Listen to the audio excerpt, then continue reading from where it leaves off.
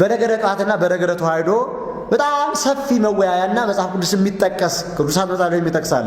ለምሳሌ በነገረ ቅባትና በነገረ ተዋሕዶ እንደሚታወቀው ማክበር፣ መክበር፣ ክብር መሆን አለ።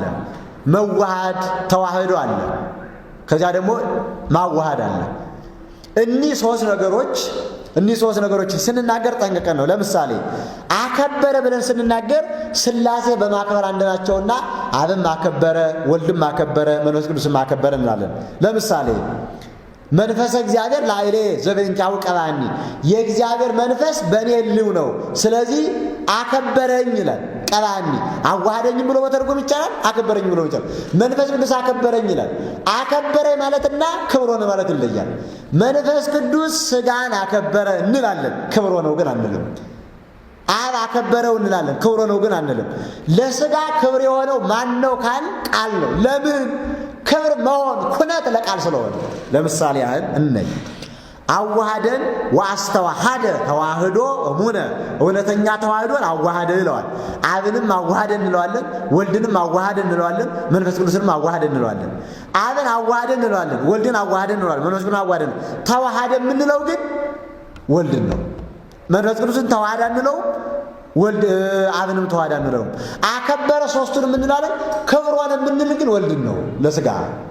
ስለዚህ ከተዋህዶን ወልድ ተዋህደ ብለን እንደምንናገር ሁሉ ቅብን በነገረ ሥጋዌ ክብርን የምንሰጠው ለቃል ነው። ለምን? ከሥጋ ጋር የተዋሃደ ወልድ እስከሆነ ድረስ። ለምንድን ነው በቅባተ አብ ከበረ ማን ነው? ለምንድን ነው በቅባተ መንፈስ ቅዱስ ከበረ ማን ነው? በቅባተ መንፈስ ቅዱስ ከበረ ክደት የሆነው በቅባተ አብ ከበረ ክደት የሆነው ምንድን ነው ከተባለ አብ ሰው ስላልሆነ መንፈስ ቅዱስ ሰው ስላልሆነ ነው። መንፈስ ቅዱስ ሰው ቢሆን ኖሮ የተዋሃደውን ሥጋ ራሱ መንፈስ ቅዱስ ያከብር ነበረ። አብ ሰው ቢሆን ኖሮ የተዋሃደውን ሥጋ ራሱ ክብር ይሆን ነበረ።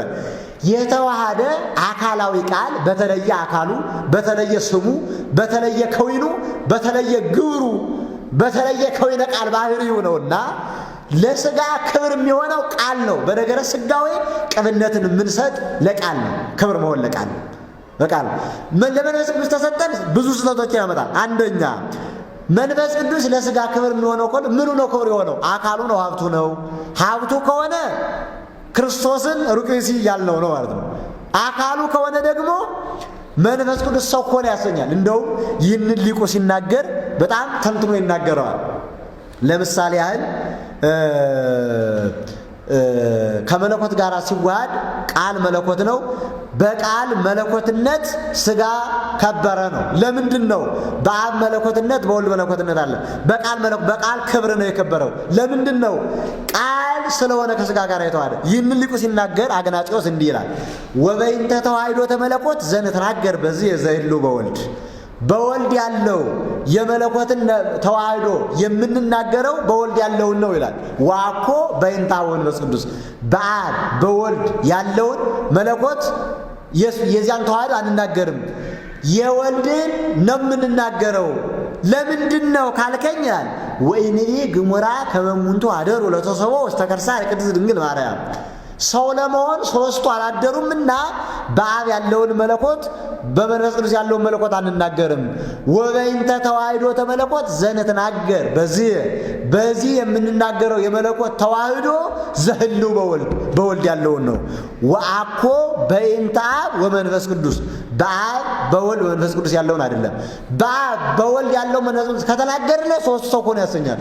ለዚያ ነው መንፈስ ቅዱስ ክብር ሆነው ካል ሰው ሆነ ያሰኛል ነው። ስለዚህ መለኮት የምንለው ያ ቃል መለኮቱን ከሥጋ ጋር አዋህዶ በተዋህዶ ከበረ ብለን እናገራለን። እነሱ ደግሞ የለም በቅባተ መንፈስ ቅዱስ ከበረ ይላሉ።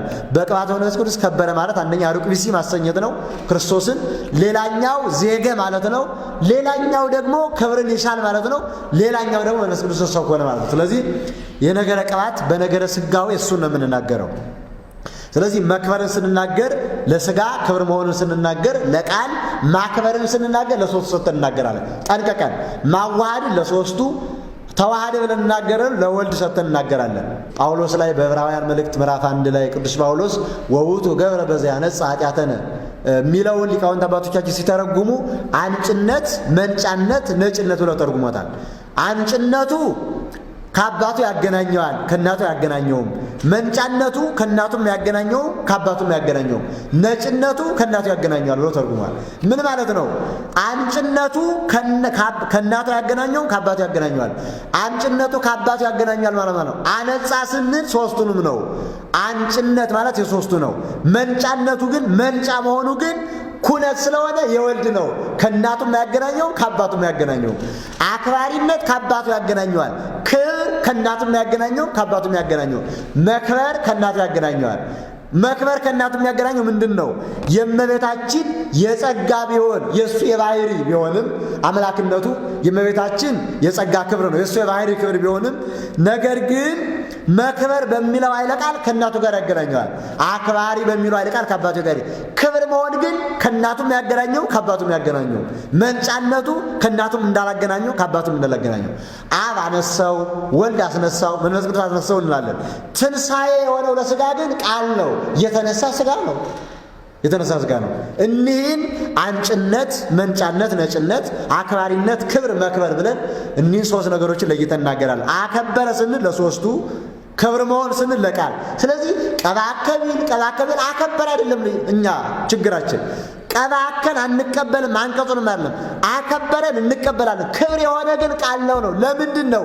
ከሥጋ ጋር የተዋሃደ ቃል እስከሆነ ድረስ። ስለዚህ በቅባተ መንፈስ ቅዱስ አልከበረም። የከበረው በተዋህዶ ነው የምንለው ለዚህ ነው።